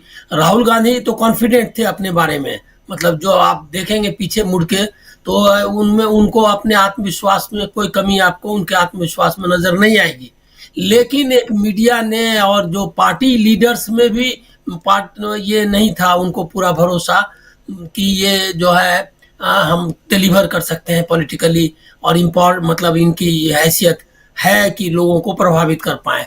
तो उन्होंने साबित किया, मतलब कि जो जिस तरह का प्रतिसाद मिला, जिस तरह का समर्थन उनको मिला, इसकी उम्मीद उनके लोगों को नहीं थी। सही कहा आपने कि इसकी उम्मीद उनके लोगों को ही नहीं थी, और मीडिया और सारे लोगों ने। अब ये देखिएगा आप क्या कि कितनी बहुत मेहनत कर रहे हैं। जैसे कि आज मान लिया जाए किरण रिजिजू ने जो जिस तरह से कहा, तो उसके बावजूद मतलब वो जो कॉन्फिडेंस के साथ इस तरह कह पाते थे पप्पू, और बहुत आसानी से, अब वो नहीं कह पाते हैं, अब बहुत मुश्किल से कभी कभार कोशिश करते हैं। तो एक तो वो है कि रिवाइवल, अब एक ऐसा राहुल गांधी को देख रहे हैं आप जो जिसने एक नैरेटिव बनाई, एक मजबूत नैरेटिव बनाई, और उसको सक्सेसफुली उसने कैरी आउट किया, उसको ले जाने में सक्सेसफुल हुए, लोगों के बीच में, मीडिया में और जगह में, राजनीति में स्थापित करने में, जो नफरत के बाजार में मोहब्बत की दुकान वाला की नैरेटिव। इसके साथ हुआ है क्या कि अभी ये जो दूसरी यात्रा है वो सिग्निफिकेंट इस सेंस में है कि उस समय से एक तो दौर जो है वो बहुत अलग किस्म का है। वो उस समय में ऐसी कोई, मतलब जैसे तम जहां से शुरू की उन्होंने यात्रा, मणिपुर वाली स्थिति नहीं है। अभी एक वोलाटाइल, एकदम बहुत ही एक ऐसी जगह से कर रहे हैं जो कि वायलेंस और मतलब हर तरह के स्टेट के फेलियर, राजनीति की कुत्सित राजनीति का जो जिस तरह से भारत विभाजित हो रहा है, वो सब दृश्य को जो समाहित किए हुए है, ऐसे एक मतलब प्लेस से वो उसको स्टार्ट कर रहे हैं। ये एक बहुत महत्वपूर्ण बात है, और एक ऐतिहासिक इंटरवेंशन, इसको हस्तक्षेप आप कह सकते हैं, कि उन्होंने एक ऐसे दौर में जबकि आप संवाद नहीं रह गया मणिपुर के लोगों से, और सेंटर स्टेज से उसको कोशिश की, मतलब मीडिया ने, बीजेपी ने, सब ने, प्रधानमंत्री नहीं जा रहे हैं, इससे बड़ी बात क्या होगी? तो वो और ना उस पर बोलना चाहते हैं। तो ऐसे समय में उन्होंने एक तो कॉन्फिडेंस बिल्डिंग करने का, जो नॉर्थ ईस्ट में इन जनरल और स्पेसिफिकली मतलब विशेष तौर पर मणिपुर में, ये एक बहुत बड़ा मतलब अंतर है जो पहले की यात्रा में है कि एक चैलेंज जो नेशन के सामने, एक जो चैलेंज था, एक बड़ा चैलेंज, उसको उन्होंने उठाया। दूसरा है क्या कि कांग्रेस का जो ये इलाका है, इसमें कई इलाके ऐसे हैं जहां कांग्रेस की बहुत ताकत कम है, ताकत बिहार है, उत्तर प्रदेश है, जहां मार्जिनलाइज हो गई है। तो वो एक जो पार्टी को रिवाइव करने का भी जो है इसमें एलिमेंट है। निश्चित तौर पर इससे उनको बेनिफिट मिलने वाला है। इवन बंगाल में ये ऐसे इलाके हैं, तो मध्य प्रदेश, छत्तीसगढ़ और राजस्थान में तो वो कोई प्रॉब्लम नहीं है, और उसको भी रीएस्टैब्लिश करना है, ये अभी जैसे चुनाव हुए उसके नतीजे के हिसाब से। तो इसलिए वो हर दृष्टि से, और राम मंदिर का सबसे बड़ा है कि एक नैरेटिव, जिस नैरेटिव के खिलाफ, नफरत की नैरेटिव के खिलाफ उन्होंने की थी पहली यात्रा, वो नैरेटिव को रिवाइव करना और उसको ज्यादा ताकत और ज्यादा जहरीला बनाकर ये करना की कोशिश हो रही है। ऐसे समय में वो किया है। तो हिस्टोरिकली अगर आप देखें, इतिहास के समय के हिसाब से, काल के परिप्रेक्ष्य में, तो एक बहुत ही महत्वपूर्ण दौर में ये चैलेंज लिया है। और मैं इस बारे में निश्चित हूं कि जो ये असल में जगाने की बात है, जो जिसको आप कहते हैं कि जो मिजाज है हिंदुस्तान का, उसको जगाने की बात है, वो है नहीं ये जो मिजाज है जिसको ये राम मंदिर के उद्घाटन और इसके जरिए नैरेटिव बनाना चाहते हैं, वो भारत का मिजाज नहीं है। तो निश्चित तौर पर एक रेजोनेंस, जिसको आप कहते हैं कि मेल जो है भारत की, जिसको आप कहते हैं भारत की आत्मा जिसको कहते हैं, और उसके साथ जो राहुल गांधी का जो की सोच है, वो दोनों का एक मेल है। और ये मेल को सिर्फ रिवाइव करने की जरूरत है। मुझको कम से कम पूरा भरोसा है कि ये वो कर सकते हैं, और उन्होंने दिखाया भी है, इसमें सक्षम है, और जरूर निश्चित तौर पर इसमें सफल होंगे वो। जी, क्या प्रशांत टंडन जी, क्या एक बड़े आंदोलन की तरफ हम देख रहे हैं अगर भारत जोड़ो न्याय यात्रा को? क्योंकि ऑलरेडी एक यात्रा कर चुके हैं राहुल गांधी, और बहुत ही सफलतापूर्ण वो यात्रा समाप्त हुई थी, और उसके बाद भी यात्रा उस हिसाब से जारी रही, क्योंकि राहुल गांधी कई अलग अलग वर्गों से मिलते रहे, कूलियों से मिले, किसानों से मिले, जाकर वहाँ फर्नीचर भी, उन्होंने फर्नीचर की दुकान में फर्नीचर बनाई, उसके अलावा वो ट्रक ड्राइवरों से मिले, बहुत अलग अलग ढंग से मिलते रहे राहुल गांधी। और उसके बाद अब ये न्याय यात्रा, ये क्या इसको एक आंदोलन की तरह, राजनीतिक आंदोलन की तरफ आप बढ़ते हुए देख रहे हैं क्या? ये इसलिए ज़रूरी इस पर चर्चा यहाँ पर, क्योंकि सड़क पे आने की बात और सड़क पे आने का एक अलग जरिया, एक अलग अंदाज। देखिए, आंदोलन के जरिए आप सरकार और तख्ता पलट की बात तो करते रहे हैं, लेकिन एक यात्रा के जरिए और उस हिसाब से, उस अंदाज से कि आप लोगों तक, जन जन तक पहुंचे, ऐसी बहुत सारी यात्राएं देश में हुई हैं। लेकिन एक देखा जाए तो एक नेता दक्षिण से उत्तर तक और फिर अब पूरब से पश्चिम तक अगर जाता है तो अपने आप में एक रिकॉर्डधारी राहुल गांधी हो जाएंगे। उस लिहाज से भी समझना चाहता हूं।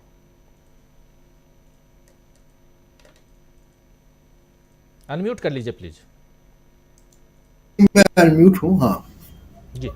मेरी समझ से इस वक्त मौजूदा दौर में राहुल गांधी सबसे चालाक पॉलिटिशियन, और वो बहुत होशियारी से धीमे धीमे अपने पत्ते खेल रहे हैं। और उन्होंने पिछले 30 साल की राजनीति को बहुत ढंग से उसका अध्ययन किया है, और कांग्रेस के गिरते ग्राफ को समझा है। अब ये जो यात्राओं की बात आप कर रहे हैं, फिर आप उनके एंगेजमेंट की बात कर रहे हैं, कुलियों से, बढ़ई से वगैरह, ये कार्यक्रम शुरू हुआ न्यायगिरी से, भट्टा परसौल से, जिसके बाद से कॉर्पोरेट प्रोजेक्ट चालू होता है जी। उसके बाद राहुल गांधी एक खास दिशा में आपकी उनकी राजनीति आपको दिखाई देती है। कांग्रेस के वोट शेयर कम होते गए, सीटें कम होती गई, कोएलिशन से सरकार बनी, और यही वो दौर था जब क्षेत्रीय पार्टियां आई। क्षेत्र किन मुद्दों पर आई? सारी क्षेत्रीय पार्टियां सेकुलर है, सेकुलर राजनीति करने वाली, समाजवाद की राजनीति करने वाली, वेलफेयरिज्म की राजनीति करने वाली, सामाजिक न्याय की बात करने वाली। ये सारे क्षेत्रीय पार्टियों ने धीमे धीमे कांग्रेस का ही वोट शेयर काटा। राहुल गांधी कभी भी निजी तौर पे अखिलेश यादव के खिलाफ, या ममता बनर्जी के खिलाफ या उद्धव ठाकरे के खिलाफ बयान नहीं देते, लेकिन धीमे धीमे मुद्दों के तरीके से, मुद्दों के जरिए, अपनी यात्राओं के जरिए, विमर्श के जरिए बड़ा जो कदम उठाया जातिवाद जनगणना और सामाजिक न्याय के जरिए, धीमे धीमे वो इन क्षेत्रीय पार्टियों से जो जमीन खोई कांग्रेस ने, उसको वापस लेने की कोशिश कर रहे हैं। अब मुझे लगता है कि अगर राहुल गांधी इसमें कामयाब होते तो आप 80 के दशक वाली कांग्रेस दोबारा देखेंगे, और ये क्षेत्रीय पार्टियां, मेरा अनुमान है कि अगर राहुल गांधी इसमें कामयाब हो जाते हैं, जिस दिशा में मैं चलते उनको देख रहा हूं, इस देश में कम से कम 15-20 छोटी बड़ी पार्टियां होंगी जो हिंदुत्व की राजनीति कर रही होंगी बीजेपी के सामने। जी जी जी, बिल्कुल। और इस दिशा में वो चल रहे हैं, इसलिए मैं कह रहा हूं कि वो सबसे, हमारे दौर के सबसे चालाक पॉलिटिशियन है, और उनकी सारे राजनीतिक कदम को आप इस दिशा में देखें कि 10 साल के बाद उनकी क्या रणनीति होगी या उसका आउटकम क्या आएगा। देखिए, नरेंद्र मोदी साहब ने बहती धारा के तैराक हैं वो, जी। और कोई भी, जैसे मान लीजिए कि द्रविड़ आंदोलन की जमीन पे अगर बहुत अग्रेसिव होके स्टालिन साहब आगे आ गए, वो भी वहां की जमीन में बहती धारा के साथ हैं। मराठा अस्मिता की बात करके उद्धव ठाकरे अगर राजनीति में हैं या पवार साहब, तो अपने भूगोल में बहती धारा के साथ हैं। यही ममता बनर्जी की पॉलिटिक्स है। राहुल गांधी इन सब से अलग पत्ते खेल रहे हैं, और जी, वो बिल्कुल। धीमे धीमे, जिसको कहते हैं ना कि सलामी स्लाइसिंग, वो धीमे धीमे स्लाइस कर रहे हैं। और मुझे लगता है कि उनका प्रोजेक्ट यही है कि ये जो जमीन हमने पिछले 30 साल में खोई है, और इसी 30 साल में तमाम क्षेत्रीय पार्टियां बनी हैं। एक उदाहरण आप देखिए, तेलंगाना की जीत, तेलंगाना में बीआरएस क्यों हार गई, ये संकेत है भविष्य की राजनीति का, और जो राहुल गांधी की पॉलिटिक्स, इसकी चर्चा मैं कर रहा हूं। तेलंगाना में बीआरएस सिर्फ एक वजह से हार गई इतनी बुरी तरीके से कि उसके ऊपर बी टीम का टैग लग गया, और ये बी टीम का जो लेवल है, ये इंडिया गठबंधन और 2024 के इलेक्शन का बहुत बड़ा फैक्टर होगा। तो राहुल गांधी की यात्राओं को मैं आज मीडिया कैसे देख रहा है, कल क्या हेडलाइन होगी, कौन साथ में होगा कौन नहीं होगा, इससे थोड़ा सा आगे देख रहा हूं।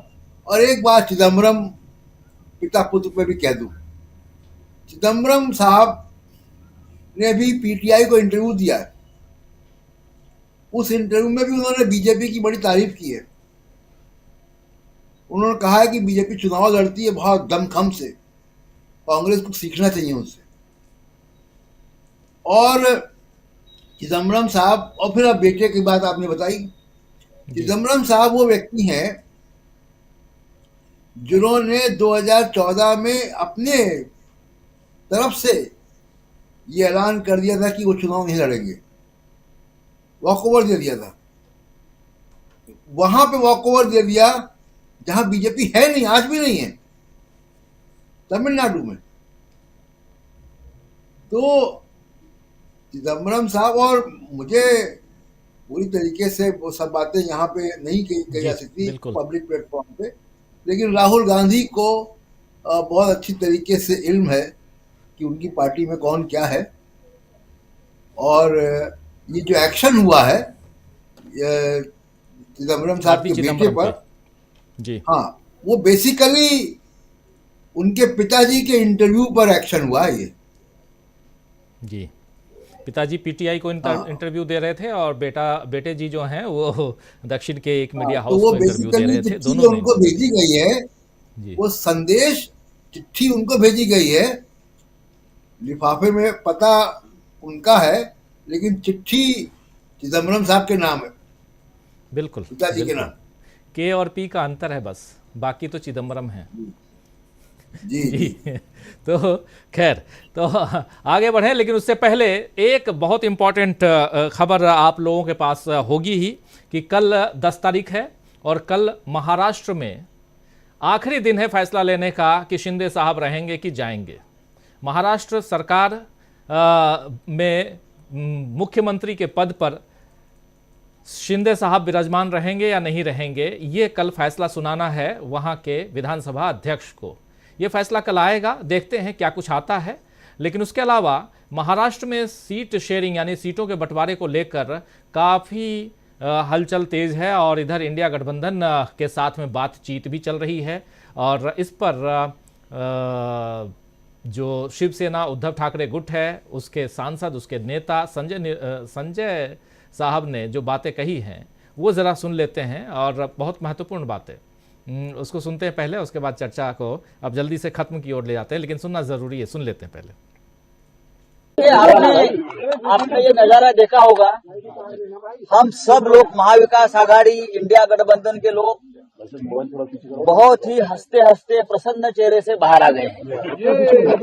उसका मतलब आप समझ लीजिए, आज महाराष्ट्र में जो महाविकास आघाड़ी है उसमें शिवसेना, कांग्रेस, नेशनलिस्ट कांग्रेस पार्टी यानी राष्ट्रवादी कांग्रेस पार्टी की एक सीट शेयरिंग के बारे में एक महत्वपूर्ण बैठक दिल्ली में मुकुल वासनिक जी के घर पर हो गई, जहां कांग्रेस की तरफ से आपने देखा होगा कि रमेश चंदियाल जी है, अशोक गहलोत साहब थे, मोहन प्रकाश जी, अशोक राव चौहान, सलमान खुर्शीद साहब थे, मुकुल वासनिक जी तो चेयरमैन थे, उनके घर में हम बैठे हैं।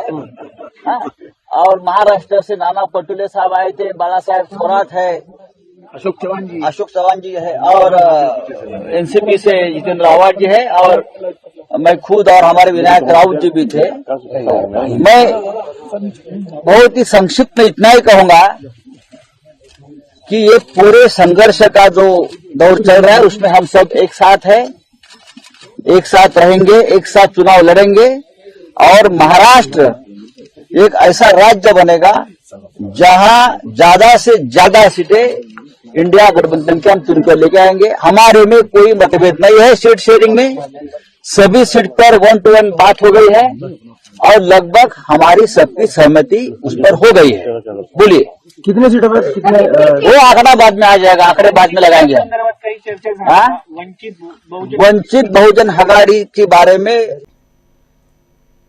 तो आप सुन रहे थे, ये इंपॉर्टेंट है इसलिए ये बयान है क्योंकि लगातार मीटिंग्स चल रही है सीट शेयरिंग को लेकर, सीटों के बंटवारे को लेकर, और मीडिया के एक धड़ा लगातार बता रहा है कि यहाँ बहुत ही असमंजस की स्थिति है और इंडिया गठबंधन में यहाँ टूट की कगार पर इंडिया गठबंधन को देखा जा रहा है। बहुत सारी बातें आ रही हैं, लेकिन कल आपने सुन लिया, आम आदमी पार्टी के साथ बैठक हुई थी, परसों बैठक हुई थी बिहार के लिए, और आज बैठक महाराष्ट्र के लिए हुई है। और बैठक से बाहर निकलकर जिस प्रकार नेता अपनी बात रख रहे हैं उससे साफ समझ में आता है कि कहीं टूट फूट की गुंजाइश नजर नहीं आ रही है और बहुत ही इंटैक्ट, बहुत ही मजबूती के साथ सब एक दूसरे को पकड़े हुए आगे बढ़ रहे हैं। ये बस ये दिखाना इसलिए भी था कि महाराष्ट्र आज से, अभी से अब चर्चा में है, और कल क्या कुछ होगा महाराष्ट्र पे हम चर्चा तो करेंगे ही, लेकिन आज चर्चा महाराष्ट्र की नहीं कर रहे हैं, चर्चा भारत जोड़ो न्याय यात्रा की। और उस यात्रा से कांग्रेस से ज्यादा कांग्रेस को कितना खुश होना चाहिए, कितना उत्साहित होना चाहिए, ये तो अलग बात है, लेकिन बीजेपी क्यों परेशान है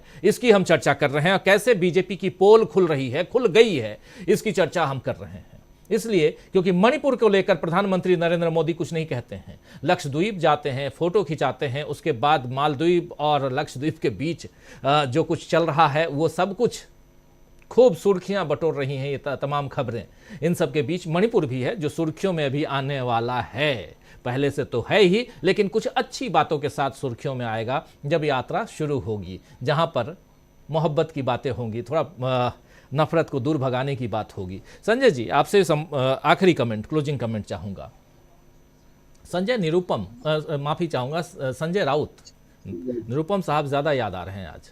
संजय राउत साहब अभी अपनी बात रख रहे थे और उसमें उन्होंने साफ साफ अपनी बातें रखी और बता दिया कौन कौन थे, और हम लोग वंचित आघाड़ी जो है एक दूसरा ग्रुप वो भी साथ आएगा, ये भी कह रहे हैं उसमें। और इसका मतलब है कि इंडिया गठबंधन और मजबूत होने जा रहा है। ये कितना परेशान कर रहा है बीजेपी को? बिल्कुल परेशान इतना कर रहा है कि लक्षद्वीप जाना पड़ रहा है, मालदीव को मुद्दा बनाना पड़ रहा है, और मतलब पाकिस्तान ही भारत के मुकाबले बहुत छोटा, बहुत कमजोर है। अब मालदीव से लड़ना और मालदीव के सामने खड़ा होना और मालदीव को मुद्दा बनाना, तो मतलब आप समझ सकते हैं कि इनके पास मुद्दा ही नहीं है और चूंकि कुछ कर नहीं सकते। मतलब इस तरह की यात्रा निकालना बहुत बहुत बहुत बड़ी बात है। और पिछली बार ये चुनौती दी गई थी कि कोई दिन भर चल के दिखाए, कोई घंटे भर चल के दिखाए, कोई 20 किलोमीटर चल के दिखाए, तो इनके यहाँ वैसा कोई है नहीं। तो वो सब देखने के बाद और ये दोबारा 4000 किलोमीटर के बाद ये 6000 किलोमीटर की 67 दिन की यात्रा, इन लोगों ने तो ऐसा कुछ काम किया ही नहीं है। और दूसरे, जो मीडिया जिस ढंग से काम कर रहा है और जिस ढंग में कांग्रेस की बातें नहीं रख रहा, सरकार के खिलाफ जो बातें होनी चाहिए वो नहीं रख रहा है, उसमें सीधे पब्लिक से जुड़ना और सीधे लोगों के संपर्क में रहना, लोगों के घर जाना। मतलब वो पहले चुनाव प्रचार वगैरह होता था कि सरकार आपके द्वार और वगैरह वगैरह, ये तो राहुल जी ने करके दिखा दिया। और जब सरकार में नहीं है तब तो जाहिर है इस दौरान उनकी बातचीत, इस दौरान उनसे लोगों की अपेक्षा कम होगी क्योंकि वो सरकार में नहीं है। और जब वो जाएंगे तो लोगों को लगेगा कि अरे ये सरकार में नहीं है तब हमारे पास आए, जो सरकार को करना चाहिए था वो सरकार ने नहीं किया, इनने किया। तो मुझे लगता है कि जिस ढंग से कांग्रेस को या राहुल गांधी को मोदी सरकार ने या मोदी जी ने खास तौर से बदनाम किया था और बताया था कि क्यों कांग्रेस ही, क्यों गांधी परिवार ही वगैरह वगैरह, ये उस सब का जवाब है कि इतने दिन में अगर कोई और इस लायक होता तो कर लिया होता, ये सब कर सकता था। अगर 10 साल में कोई नरेंद्र मोदी के खिलाफ खड़ा हो सकता था या हुआ तो वो राहुल गांधी है। तो सर्वाइवल ऑफ द फिटेस्ट है, दिखाई दे रहा है साफ साफ। तो राहुल गांधी और नरेंद्र मोदी में कोई मुकाबला नहीं है, ये अब दिखाई दे रहा है। और दोनों की क्या योग्यताएं हैं या अयोग्यता कहें तो वो भी, दोनों चीजें साफ आ गई है कि नरेंद्र मोदी सत्ता में रहेंगे तो क्या करेंगे और राहुल गांधी सत्ता में नहीं रहेंगे तो क्या करेंगे। दोनों में जमीन आसमान का फर्क है जो अब बिल्कुल क्लियर कट दिखाई दे रहा है। अगर एक पार्टी बिल्कुल सांप्रदायिक है तो दूसरी पार्टी किस तरह से पूरी चुनौती लेकर बिना किसी लाभ की उम्मीद के, बिना किसी तुरंत तात्कालिक लाभ की उम्मीद के इतनी लंबी यात्रा की, जिसमें खर्चा तो था ही, श्रम भी था, जो श्रम करने के लिए कोई तैयार नहीं है आजकल। तो अगर राहुल गांधी इस तरह से श्रम कर रहे हैं, पैसा तो छोड़िए, और पैसा तो जाहिर है चंदे का होता है इसलिए उसका कोई मतलब नहीं है, तो श्रम कर रहे हैं, वो दूसरी पार्टी में कोई करने वाला नहीं है। और इसके बाद जो कांग्रेस की जो छवि पहले पुरानी थी वो अपनी जगह है ही है, उसके बाद जो कांग्रेस की छवि बनेगी उसका निश्चित रूप से फायदा होगा। और ये इतना असरकारक, इतना फायदेमंद है कि बीजेपी के पास, सरकार के पास, नरेंद्र मोदी के पास कोई अल्टरनेटिव नहीं है, और वो अल्टरनेटिव मालदीव जैसा ही है। तो ये मुझे लगता है कि ये बहुत बड़ी बात है और इससे जनता में जो संदेश जाएगा वो अपनी जगह है और उसका असर तो निश्चित रूप से होगा। राजीव जी जी बहुत बहुत शुक्रिया संजय जी। बहुत सारी बातें और बहुत महत्वपूर्ण बातें आज हम कर रहे थे। भारत जोड़ो न्याय यात्रा जो निकल रही है, इस यात्रा से क्या कुछ बदलने जा रहा है, इस यात्रा से पहले क्यों बीजेपी नेताओं के, खासकर किरण रिजिजू और रविशंकर प्रसाद जैसे नेता, ये दोनों नेता जो हैं वो देश के कानून मंत्री रह चुके हैं, इन दोनों नेताओं के बयान जैसे आए हैं, तीखे बयान, इसके क्या मायने हैं और क्यों मणिपुर में अभी तक इस यात्रा के लिए परमिशन देने से कतरा रही है सरकार, ये सब बातें हम कर रहे थे। और कैसे राहुल गांधी एक चालाक लीडर के रूप में, राजनेता के रूप में वो आगे बढ़ रहे हैं, जो बता रहे थे प्रशांत टंडन जी। और इस राजनीति में, जो राजनीति देश में आजकल चल रही है, उस राजनीति में ऐसे ही एक चालाक नेता की जरूरत भी है। और सबसे बड़ी बात कि भारत जोड़ो न्याय यात्रा जब समाप्त होगी 67 दिन बाद, तो फिर उसका प्रतिफल क्या होगा, इन सब पे हम चर्चा कर रहे थे। बहुत बहुत शुक्रिया अदा करना चाहता हूं संजय जी आपका, अनिल सिन्हा साहब बहुत बहुत शुक्रिया आपका, अमलेंदु उपाध्याय जी और डॉक्टर दीपक पाचपोर जी आपका भी बहुत बहुत शुक्रिया। साथ में 2 साथी और जुड़े थे, प्रशांत टंडन जी और